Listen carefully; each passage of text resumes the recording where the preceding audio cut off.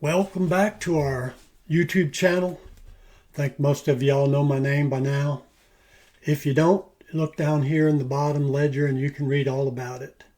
I want to talk to you a little bit today about some of our family history, some of our writing style, writing history, our current 32 books. I won't go over all of them, but I do want to talk about our family stories, when we started writing them, especially our Mullins family.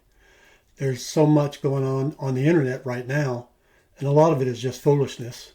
People mad because Buford Pusser got charged or got implicated in the crime of murdering Pauline Mullins Pusser. And I just thought I'd take a few minutes today to talk about some of my background, some of my son's background, and what led us up to where we are today. And also keep in mind that when this 1,000 page report from the TBI comes out, there's going to be a lot of people digesting that report, looking at it, writing about it, doing videos on it, doing podcasts about the report, interviewing other people, and all that's fine and well. You can't stop people from writing. You can't stop them from talking, but there's a lot of ignorance and there's a lot of misinformation, or what I call disinformation, and it's just not fair to certain people. They're getting laid by misinformation. I think is the best way for me to say that. My background is 35 years as a sworn police officer, sheriff's deputy, whatever you want to call it. It's all law enforcement. I did 5 years as the director of the information technology group here locally, where I supervised the sex offender investigations, pistol permit, issuing of carry concealed permits, pistol permits, weapons of mass destruction. I was the records custodian for the sheriff. I had 8 or 10 employees working for me. I did that for 5 or 6 years before I got called up to active duty. For six time, I've got called up 6 times for active duty with the United States Coast Guard. As a CWO4, I was the intel officer, the law enforcement liaison, part of the FBI task force here in North Carolina, representing the captain of the port as an intel officer with the Coast Guard. So I spent my whole career in law enforcement, one way, shape, or form or another. I've got a college degree, police science. It used to be called police science. They call it criminal justice now. I've got advanced law enforcement certificates. I've got all the training, all the certificates that you can ask for over 35 years. I don't have enough walls to put certificates up if I wanted to do that. And, that doesn't make you smart, but it does make me educated. I know the difference. When I look at a crime scene, I know the difference between a crime scene that's been staged and one that hasn't been staged. So that's sort of my background in law enforcement and the Coast Guard, where I was a military police officer before I became a chief warrant officer. And I was on a 41-foot boarding team boat. I was the boarding team member. We strapped on weapons, did boardings, drug interdiction, recovery of drowned bodies, towing vessels that were stranded out in the water. We did a little bit of everything. And I think I did that for about 11 years. So I've got a large experience. I was a federal pollution investigator, which you're investigating pollution there, but it's still an investigation. It's still use the same techniques. I was a certified crime scene investigator, fingerprint technician, certified photograph technician. We did gunpowder residue testing on subjects that we were arresting. So, when you start calling people stupid on comments or you don't know what you're talking about, you should at least check into the person's background before you say that.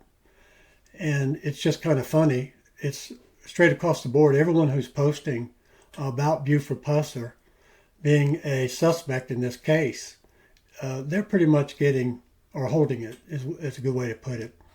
And there's a lot of good comments. We're getting a lot of good comments on our Murder of Mrs. Buford Pusser book. I'll go over that here in a minute. But I wanted to start with our writing history. When I retired from the Coast Guard in 2014, we started writing, my wife and I started writing, my son, my daughter. We started writing our stories. We called ourselves the Baldwin Stories. And the first story that we put out was called Devil's Ground. And this was actually the very first book that we wrote in 2014. I'm going to show you guys. So just so there's any doubters here. Where am I at? Let me see. Yeah. So we released this book in 2014. That's 11 years ago. Started writing our family stories. The next book that we wrote,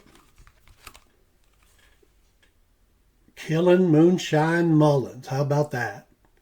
That's one of Pauline's distant cousins, Ira Mullins. This book was written in 2015, 10 years ago. We started with our Mullins family stories.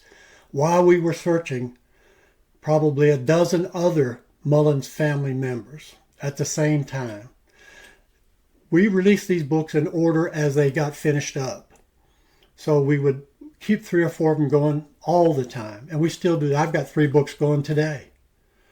So, when you say, oh, he's a Johnny-come-lately, or he doesn't know what he's talking about, or he's stupid, or, worse than that, even some cuss words that I'm not going to use. I'm not going to lower myself to that. It's a shame that people don't do their research and do a little history before they run their mouth. So our first book about Ira Mullins was the Pound Gap Massacre. They were pulling some moonshine over the Pound Gap between Kentucky and Virginia, and they got waylaid, or they got ambushed by Doc Taylor and the Fleming brothers, and it's a big shootout. This is actually the wildest story ever told, almost as wild as Buford Pusser's witness statement to the ambush. But there's chases in this story, there's hangings, shootouts, more shootouts, posses going after the bad guys and having more shootouts. So if you like a real good thriller, these are all true stories, check out our author website. So the second book I put out, or actually the third book, and I could have these just in the same year. It may have been a couple months apart. I can't remember. But this is The Mate One Effect, Bloody Mingo. And this was put out also in 2015. So this book talks about the Baldwin detectives being massacred down there in Matewan, West Virginia back in 1920. But it also has some of my Mullins family in this book. Bob Mullins was a distant cousin of mine who was actually massacred. He was shot and killed in the melee when these 200 coal miners opened up on the Baldwin detectives who were standing at the train station ready to leave town. And we did investigate this story, and it's sort of like Buford Pusser's story. There's no truth to what's being told currently, even today in West Virginia, to the Matewan Massacre. So if you like a good thriller, if you like the Pusser story, check out this Matewan story. It's got the same ingredients. It's got love, hate, shootouts, lies. It's got a little bit of everything in it. So that was another book of ours with Mullins family from Matewan, West Virginia. The first one was from Wise County, Virginia. It borders Dickinson County. And we have family in Dickinson County, Wise County, Pike County, Kentucky, Letcher County, Kentucky, McDowell County, West Virginia, Wyoming County, West Virginia. The Mullins were extremely large families. So a lot of it was coal mine related back then in 1920 with that last book. But then we came with my mother's stories, which is Laura's stories. And this is growing up in the Appalachian Mountain. This was also, let's see. This was also 2015. It's like I was telling you a minute ago, we keep 4 or 5 books going all the time. As they get ready, and we feel like they're ready to be released, and they're edited, and, edited again, probably 3 or 4 or 5 times. You want to edit your books before you release them if you're going to write a book. So that's also got Mullins family in it from Kentucky and from Virginia. Then we released Carnage in Clintwood. Clintwood is in Dickinson County, Virginia, right here. Not far from where Pauline Mullins was raised. And this is James Mullins on the back. I don't know if you can see him, but James was related to Pauline, related to me. He was also a agent for Prohibition, and the sheriff there in Dickinson County was named Fleming, and he actually shot and killed James over some moonshining. And that's just one of the Mullins story in this book. There's probably 6 or 8 different Mullins stories from Clintwood, Virginia, from all around Pound, Wise County, Pike County, Kentucky, and even Letcher County, Kentucky. But they're mostly law enforcement related. That's my background. That's what I like. That's my son's background. He was a CSI, crime scene investigator, for several years, part-time police officer for I think he was full-time police officer for 4 years, and part-time total, I think he did 18 years. But, people say stupid things on the internet sometimes. This is another book, Arcoma. This is in Logan County, West Virginia story, but it takes you down through Virginia and all that. We have Mullins in this story. This one was released in 2019, a year later. Let me get that up there for the folks that can't go look for themselves. Right there it is. And that's a good book for history, Native American connections, if you like that kind of story. You might have some story family there that is actually in that book. It's a very good educational story for the last 400 years, how the settlers went into the Appalachian Mountains, some of the challenges that they had with Native Americans and that type of thing. But it's an awful good story. We try to write stories that are true crime and thrillers or family mysteries. That's our niche. We don't write romance. We don't write books just to pump them out. We spend years researching our books. Here's another one, The Killing Rock, Potter Family Connection. This is about a boy named John Harrison Mullins, who's also related to Pauline. His aunt, Amanda Mullins.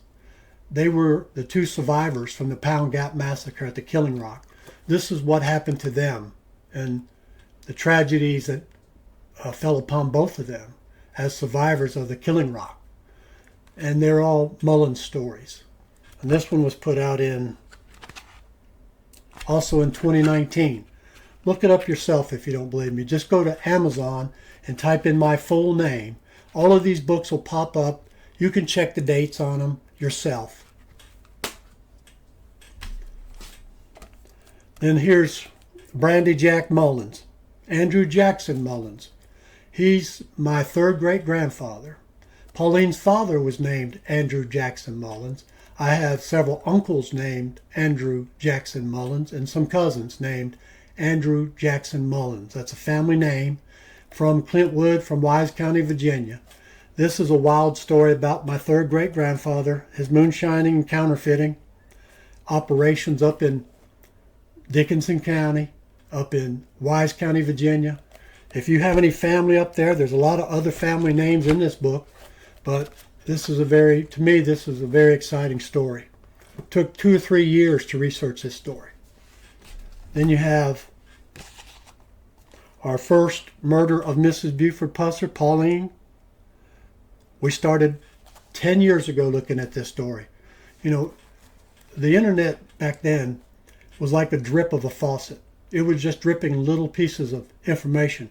Now you can get some from archives, from the newspapers, find a grave, Ancestry.com, all these pictures floating around on the internet of the crime scene, witness statements. You can call people down in McNairy County. You can talk to people, and there's still going to be people that say, "Where did you get your information?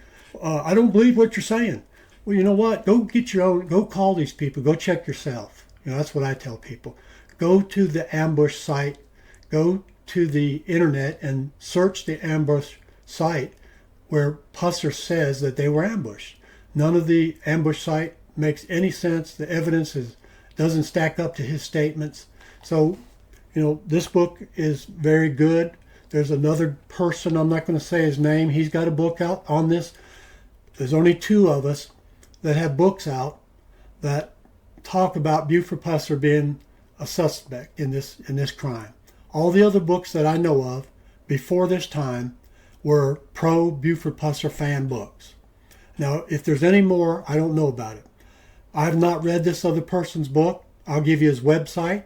It's Buford Pusser, The Other Story. You look him up yourself. But I'm doing what I do. I do a lot of investigations. Like I said, I'm doing 3 investigations as we speak when I'm not doing videos or yard work or housework as far as that goes, honeydew list. So I wanted to tell you about this book. We released it in 2024, just last year. This Jonathan Swift, The Real Legend. There's a lot of Mullins that are related to Pauline Mullins in this book from up in Appalachian Mountains, Dickinson County. I've got family members who searched for his treasure mines and his lost silver coins. And it's a true story. People think that Jonathan is a legend, but he's actually a true person that lived in history. And that is, if you like history, if you like hidden treasure stories, my family, some of them died up on the mountains looking for them. So my family's all tied up into this story. You can go look for it yourself. Like I said, go to Amazon, type in my full name. All these books will come up. I'm not going to talk about the other books that I wrote in between 2014 and today that were on my dad's side of the family, because that's not the Mullins side. But we have Dirt Roads of Havico. I've got A Revolutionary Heart. I've got Mother's Promise. We've got Growing Up in the 60s, Life in the 60s, about how it was to be free as a bird and growing up in the 60s without any cell phones or pagers, or you go out of the house with a pair of shorts on and underwear was optional. You didn't have anything. Socks, shoes, hat, and you stay gone all day. And as long as you were home before dark or before the lightning bugs would come out, you were cool. Everything was fine. And that was the last free generation. And this book it talks about the 60s. And I get a lot of good comments about this book, a lot of good memories about it. But it was a different time. Everybody's stuck to a computer now. Everybody's stuck to a cell phone. Everybody's stuck on the internet. And they won't go out and play ball or ride a bike or go swimming. And we grew up with that. That's how I grew up, my generation, the baby boomers, which we're not babies anymore, so I don't know if they should change that name or not, but they probably should. And then you have this new book, 2025. This was released, I started writing this a couple years ago, and it was released after the TBI made their announcement on the 29th of August. This book has some new information in it, some new evidence, some evidence that we had in the queue that we didn't want to release back then because we felt Buford Pusser should have been a person of interest back then, but there wasn't enough evidence being released from the TBI report. We wrote a letter to the TBI requesting that we could get a copy of their report.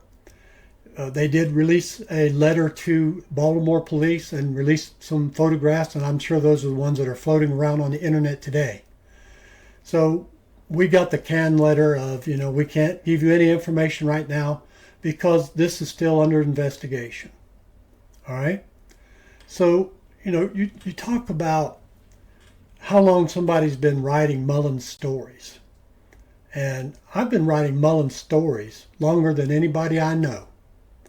So, when people start talking about, well, he's a Johnny-come-lately or he's full of crap, you need to do your research, look at the books that we have out, look who you're talking to, and remember that, don't take this stuff so hard and so serious.